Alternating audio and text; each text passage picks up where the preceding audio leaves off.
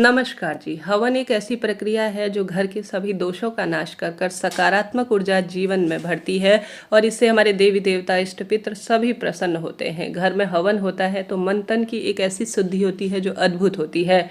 आप किसी भी दिन जैसे कि अष्टमी, नवमी या नवरात्रि में प्रत्येक दिन या अमावस्या, पूर्णिमासी कभी भी हवन करते हैं तो यह श्रेष्ठ प्रक्रिया होती है। कम सामग्री में बहुत श्रेष्ठतम तरीके से सरल विधि से आप कैसे हवन कर सकते हैं, आइए जानते हैं। सबसे पहले पूर्वाभिमुख या उत्तराभिमुख, सबसे सुंदर तो जो पुस्तक में लिखा गया है वह है पूर्वाभिमुख होकर आप पूजन करें। स्नान इत्यादि से निवृत्त होकर अपने घर के मंदिर में या किसी भी शुद्ध स्थान पर आसन का चुनाव कर कर आप सभी जो है हवन करना शुरू करें। हवन करने के लिए जो सबसे अच्छा बर्तन माना जाता है, जो धातु का जो तांबा होता है या पीतल होता है, वह सबसे श्रेष्ठ होता है। वह न होने की स्थिति में मिट्टी का बर्तन सबसे श्रेष्ठ है। तो इस तरह से बाजार में मिलने वाला आप मिट्टी का कोई, इससे बड़ा छोटा जिस भी स्वरूप में आपकी इच्छा शक्ति सामर्थ्य है, आप एक पात्र ले आए। मिट्टी का पात्र सभी के लिए सुलभ है और श्रेष्ठ भी है। समय समय पर हम इसे बदल भी देते हैं तो कोई दिक्कत नहीं होती। तो मिट्टी का इस तरह से बड़ा सा एक पात्र ले लीजिए, नहीं तो तांबे का सबसे उत्तम बताया जाता है, वह आप ले सकते हैं। यह दोनों ना होने की स्थिति में आप घर इत्यादि की शुद्धि के लिए कर रहे हैं तो ईंट लगाकर, मिट्टी बुरक कर भी वहां पर कर सकते हैं। आप सभी, धरती गर्म ना हो इसके लिए इस तरह से कोई एक लकड़ी का कोई पाटा वगैरह ले लीजिए। उस स्थान पर आप जल का छिड़काव कर कर शुद्ध कर लीजिए और स्वास्तिक के शुभ चिन्ह बना लीजिए। कई भक्तजन जो है वेद शास्त्रों में भी लिखा गया है, इसके चारों तरफ भी आवरण बनाया जाता है, जो कि बहुत बड़ी प्रक्रिया होती है हवन इत्यादि की। साधारण सरल तरीके से भी किया जा सकता है। स्वास्तिक बनाकर आप जो हवन का छोटा सा पात्र है उसका भी पूजन करें, उसमें भी रोली, चंदन, मौली, अक्षत समर्पित करें। साथ ही एक दीप देवता आप सभी साथ में जरूर विराजित करें। दीप देवता के नीचे चावल या पुष्प का आसन देकर गोल बत्ती का या लंबी बत्ती का एक दीपक लगा लीजिए। हमेशा अग्निकुंड में पहले आप सभी या तो एक दीपक रख लीजिए जो कि अग्नि प्रज्वलन के काम आता है, या कपूर और गोबर का कंडा, इनसे आप सबसे पहले अग्नि जलाएं। ठीक है, इस बात का ध्यान रखें।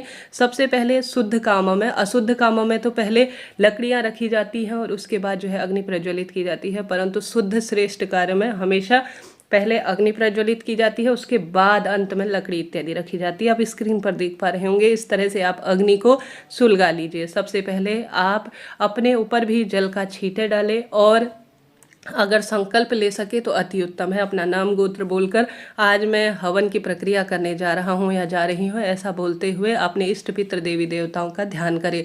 नहीं तो साधारण सरल तरीके से हाथ जोड़कर अपने इष्ट पितर देवी देवताओं का ध्यान करें।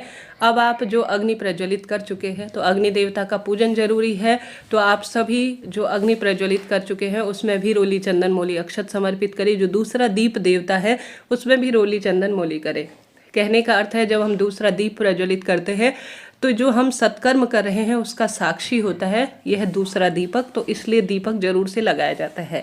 यह बात हो गई। उसके बाद आप सभी अच्छी तरह से जल का छिड़काव कर कर सभी देवी देवताओं का ध्यान स्मरण कर कर मैं सरलतम तरीके से आप सभी को बता रही हूँ। अब आप सभी को सबसे पहले इसमें जो है 4 आहुति सरलतम तरीके से अपने इष्ट पितर देवी देवताओं के आवाहन के स्वरूप में आपको लगानी चाहिए। जो स्क्रीन पर मैं लकड़ी दिखा रही हूँ, बड़े बड़े यज्ञ हवन में पंडित जी इसी का प्रयोग करते हैं। सामान्य गृहस्थ जीवन में आप जो है जैसे एक स्टील का या कोई सा भी आपके पास अन्य पात्र हो तो उसका प्रयोग कर सकते हैं। अब हमारी अग्नि प्रज्वलित हो चुकी है तो हम सभी शुद्ध जो है लकड़ी इसमें प्रज्वलित कर लेंगे। बाजार में मिलने वाली संविधा का भी काम में लेंगे और यह जो लकड़ियां हैं वह भी श्रेष्ठ स्वरूप में ली जा सकती है। घर में अगर अग्यारी आप प्रज्वलित कर रहे हैं, रोज हवन इत्यादि का आप कार्य कर रहे हैं, तो कई भक्तजन सिर्फ गोबर में जो कंडा होता है गौ माता का, उसमें भी माता रानी के निमित्त भोग समर्पित कर देते हैं। वह प्रक्रिया भी आप कर सकते हैं। नहीं तो अष्टमी, नवमी पर इस तरह से बाजार में मिलने वाली संविधा का प्रयोग करें और शुद्ध लकड़ियों का आप प्रयोग करते हैं तो अति उत्तम इसे कहा जाता है। इस तरह से आप कार्य करें। उसके बाद जो है प्रज्वलित हो जाए, आग पकड़ ले, तो उसके बाद आप सभी को सबसे पहले शुरुआत करनी है ओम आग्नेय नमः कहते हुए स्वाहा, ओम आग्नेय नमः स्वाहा, ओम आग्नेय नमः स्वाहा कहते हुए 4 आहुति सबसे पहले सामान्य तौर पर अग्नि देवता के नाम की इसमें आप प्रज्वलित करें अर्थात समर्पित करें। स्क्रीन पर आप देख पा रहे होंगे।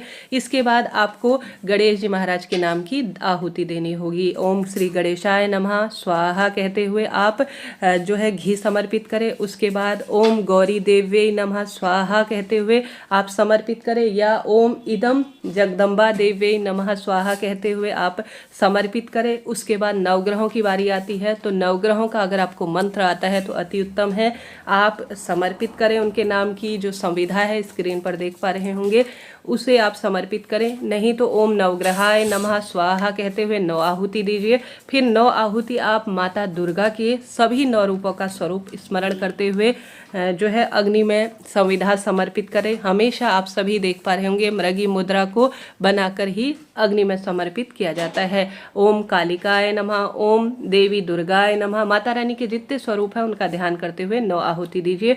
हनुमान जी महाराज जो कि महादेव के ही स्वरूप है उनका ध्यान करते हुए ओम हनुमते नमः स्वाहा कहते हुए, भैरव देवता का ध्यान करते हुए ओम भैरवाय नमः स्वाहा कहते हुए, और साथ ही ओम कुल देवता का ध्यान करते हुए ओम कुल देवताय नमः स्वाहा, ओम पितृ देवताय नमः स्वाहा। स्थानीय देवताओं का ध्यान करते हुए आप जो है जितना आपसे हो 11, 21, 51, 108 सभी देवी देवताओं के नाम का, जिनको आप अपने गुरु देवता का ध्यान करते हुए उनके नाम की यहाँ पर आप समर्पित करें हवन के रूप में संविधा। ठीक है, जितनी आहुति आप देते हैं उतना बहुत उत्तम है। पंच देवी देवताओं का भी यहाँ पर ध्यान करें। पंच देवी देवताओं में सबसे पहले सूर्य नारायण भगवान के नाम की आहुति दीजिएगा। माता दुर्गा आती है पंच देवी देवताओं में, महादेव आते हैं, श्री नारायण आते हैं, और साथ ही श्री नारायण के बाद गणेश जी महाराज। इन पंचदेवी देवताओं के नाम की भी आप आहुति दीजिएगा। कहने का अर्थ है साधारण सरल तरीके से बात करें तो सबसे पहले गौरी गणेश के नाम की आरती, नवग्रहों के नाम की आहुति, और माता दुर्गा के 9 स्वरूपों की आरती, इष्ट पितृ देवी देवताओं के नाम की, पंच देवी देवताओं के नाम की, सूर्य भगवान और जो पितृ देवता है, और जो सूर्य भगवान के साथ साथ चंद्र भगवान है, कुल देवता है, स्थानीय देवता है, उनके नाम की आप आहुति अपनी इच्छा शक्ति सामर्थ्य अनुसार देकर अपने हवन को पूर्ण कर सकते हैं। हवन सामग्री की बात करूं तो बाजार में बड़ी आसानी से हवन सामग्री मिल जाती है। इसमें अपनी इच्छा शक्ति सामर्थ्य अनुसार और चीज़ें आप ऐड कर सकते हैं, जैसे कि आप सभी इसमें गुड़ अपनी तरफ से मिला सकते हैं, ज़्यादा जौ तिल मिला सकते हैं, चावल इसमें मिला सकते हैं, या आपकी इच्छा अनुसार है, आपकी शक्ति अनुसार है, आप कौन सी सामग्री इसमें मिलाना चाहते हैं। आप स्क्रीन पर देख पा रहे होंगे खुद ही सामग्री क्या क्या है।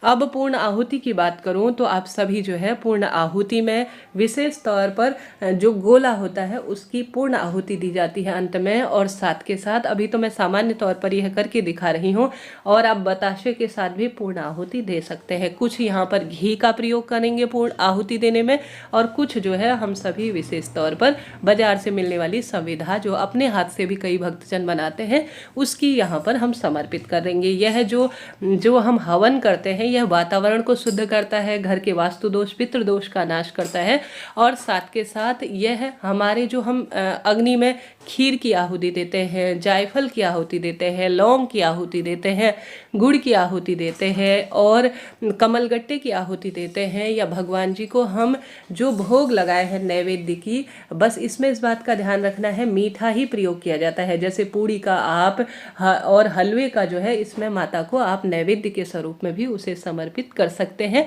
यह इच्छा शक्ति आपकी है, बस नमकीन चीज़ें इसमें समर्पित नहीं की जाती अग्नि में। इस चीज़ का आप ध्यान रखते हुए इस तरह से आप नवरात्रि हो, अष्टमी नवमी हो, या आप जब भी आपका मन हो आप हवन करना चाहते हैं तो इस तरह से सरलतम तरीके से हवन कर सकते हैं। हवन की जो सामग्री है घर भी बनाई जा सकती है, बाजार से भी लाई जा सकती है।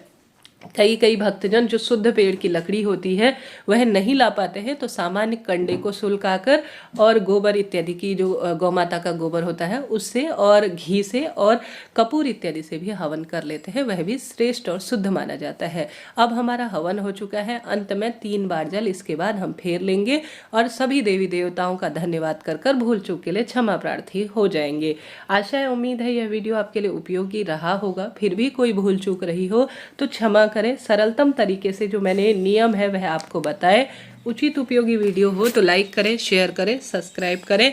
कुछ चीज़ें आप अपनी इच्छा शक्ति सामर्थ्य अनुसार अपना मन है, जैसे पान के पत्ते का जो है लौंग आप उसमें रखकर जो है पान भी चढ़ा सकते हैं। अपनी अपनी इच्छा है, जो आपका मन हो शुद्ध चीज़ें सभी अग्नि में समर्पित की जा सकती है।